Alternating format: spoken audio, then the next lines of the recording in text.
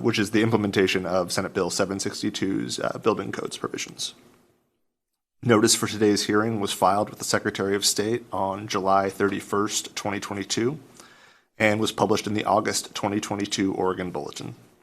This hearing will be conducted according to Oregon Administrative Procedures Act, ORS Chapter 183, and the Attorney General's Model Rules. The division will review issues raised during the division will review issues raised during the public hearing and will consider all written and oral submissions. This hearing will be the first of at least 2 public hearings for this rulemaking. The Oregon Department of Forestry has temporarily withdrawn the wildfire risk map released on June 30th for further refinement. The Building Codes Division will hold at least 1 additional public hearing after the map produced by the Oregon Department of Forestry is final.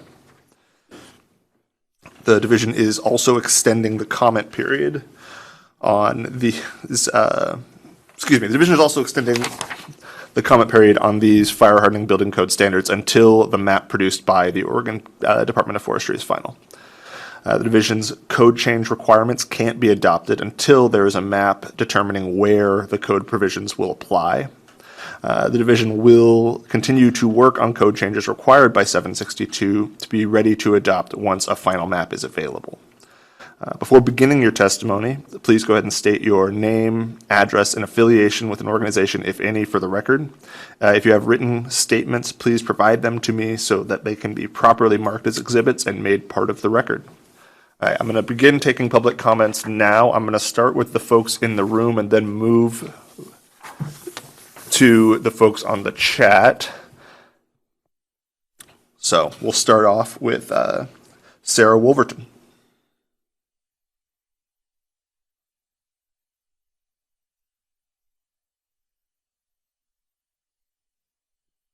Just hit the button. Hello, my name's Sarah Wolverton. I live in Eagle Point, Oregon.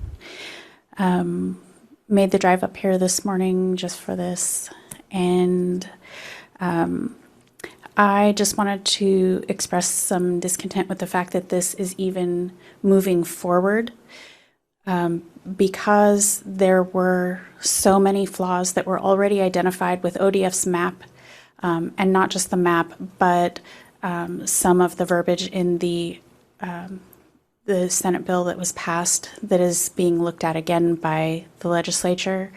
I feel like the rules making needs to be halted until some of those flaws have been addressed, for a number of reasons. If the rules are established and then the map is put out, the folks that it can be affecting have not been given enough prior notice to know how it's going to impact them and have a chance to really say anything. The other concern is, especially because a lot of the folks that are going to be impacted by these rules live in rural areas where internet access is not always available, and if it is, it's Recording not in progress. reliable. So for those folks to even be able to attend a meeting like this, if they even knew that it was happening, is difficult at best. And for them to be able to attend in person is extremely difficult, considering meetings like this are scheduled in the middle of a workday when folks can't take the time off and drive, like I did, something like 300 miles to get here. It's just not right for it to continue the way that it is. There need to be, it needs to be halted temporarily until some of those issues have been addressed, and then move forward with proper notification. Sorry, I should have written my notes down more clearly. It's a little nerve-wracking being the only one here. But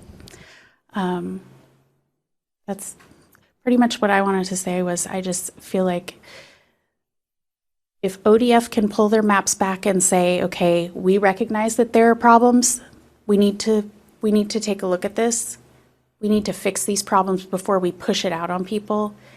It seems to me that your agency should be able to do the same with the rules. It's just not right to build rules on something where the premise that it's being built off of is already flawed. So I feel like moving forward with it at this speed is not the right move. That's it. Thank you. I wanted to thank you for making the drive out here and reiterate something that Andy said in his intro, which is, we had scheduled this hearing before ODF pulled back their map. And so we are committed to not doing any final action until there is a final map.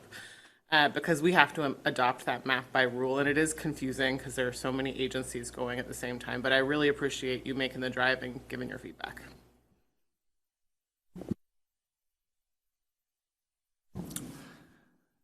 Thank you, Sarah. And just a reminder, you can also submit written testimony. If you do think of anything later on that you want to add, feel free to submit written testimony to the Rules Coordinator email address. And I've gotten some feedback in the chat that it was difficult to hear me during the intro, and so I am going to do a quick review, not of everything because there's a lot there, but just a reminder that if you're on the Zoom and you want to testify, go ahead and drop something in the chat to let us know, and we can call on folks that way. And hopefully someone will jump in here and tell me if I am still hard to hear, but I'm trying to move the mic a little bit closer to my face. Loud and clear, Andy. Thank you. Okay, I see Lisa M. in the chat.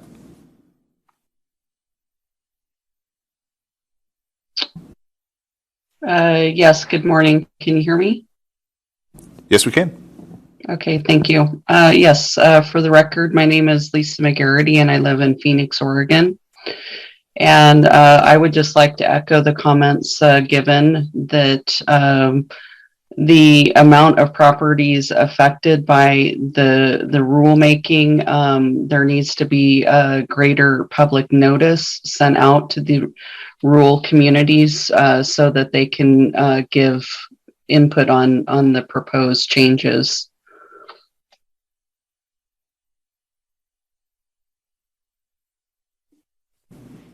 I know for my folks, they really don't use the internet, so I have to advocate on their behalf.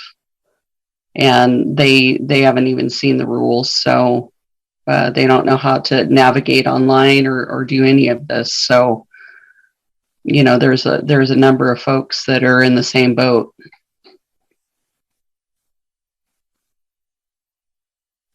Thank you. Thank you, Lisa. I see a TM Abbott in the chat.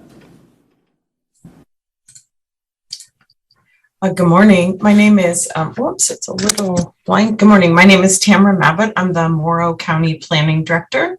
Morrow County contracts with the City of Boardman for our building inspection services. I'm not sure if he is on today or not.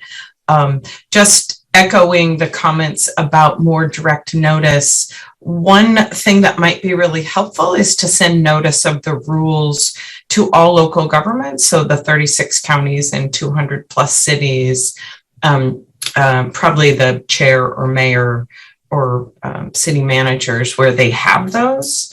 And then additionally, I think it would be helpful to provide maybe a work session to explain how the rules might be implemented. Thank you. Happy to answer questions. Thank you.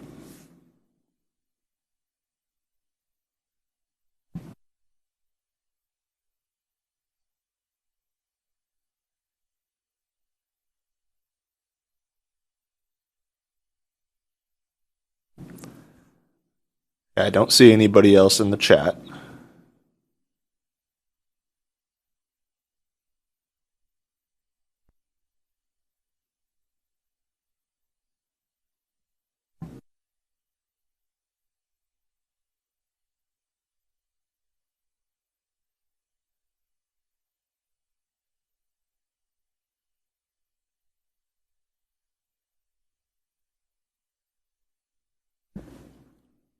While we're waiting for folks to sign up in the chat to speak, I got feedback that folks couldn't hear what I was saying earlier, which was just to reiterate that this is our first public hearing on this matter. We intend to do additional outreach, including at least one public hearing after there's a final map produced by ODF. We had scheduled this hearing before ODF pulled back their wildfire risk map.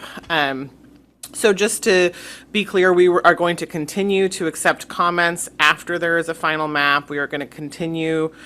We will have at least one more public hearing, and this is helpful feedback about how to kind of better notice and be inclusive in our public engagement. So appreciate the feedback so far. Thanks, Alana. And we have Stephen from City of Ashland.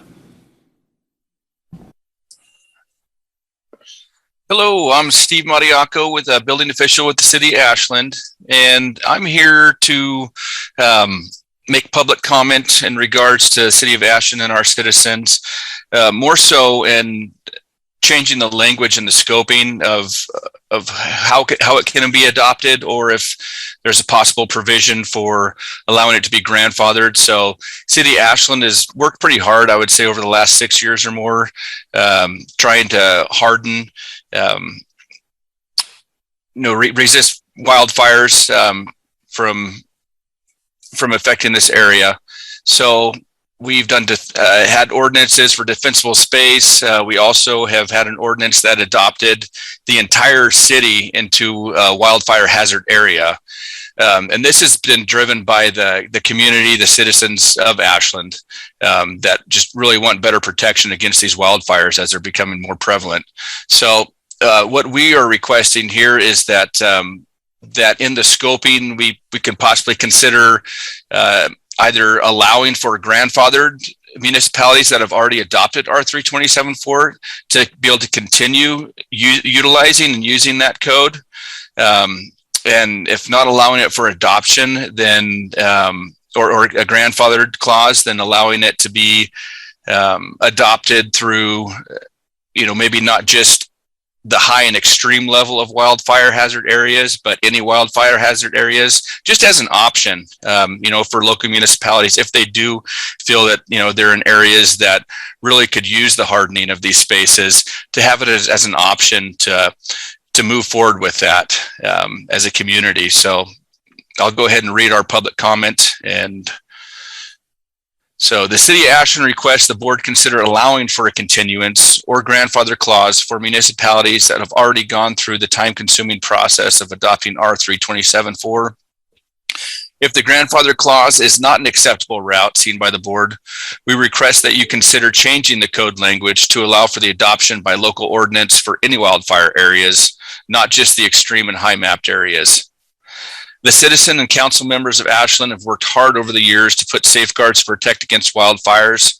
Some safeguards include passing an ordinance that places the entire city in a wildfire hazard area and adopting other local ordinances for defensible space. By changing the language and scoping of R327 to include high and extreme mapped areas only, the City of Ashland will be taking a step backwards from its fire hardening goals. With the current language, Ashland will soon be unable to enforce the recently adopted 327.4.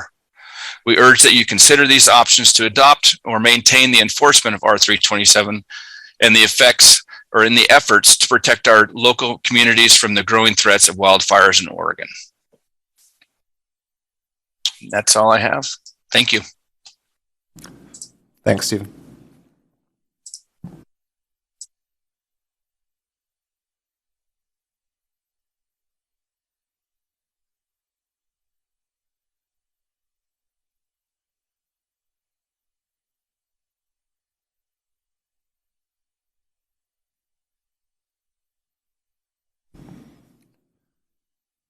Okay, I don't think I see anybody in the chat that is asking to speak. There has been some reporting of some audio issues, unfortunately. But if anybody would like to testify, please drop a note in the chat now.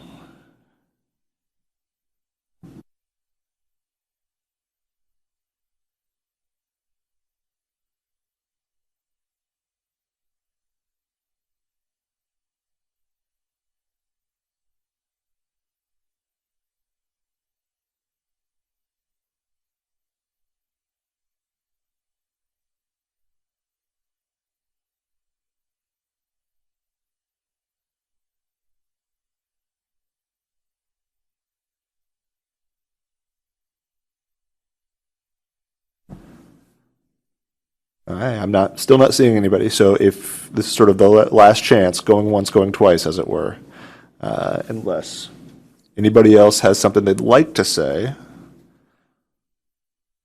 All right, just a reminder, we'll be accepting public comment until after the map is final. I know that this notice was originally filed with an anticipated adoption date of October 1st. That obviously is not going to be the case. This will not be adopted until after the final map is final from ODF. And so we're looking at a pretty extended comment period. So if you think of anything that you want to add to testimony that you either meant to say today or that you think of later, please feel free to submit that. We'd be happy to take in all of it.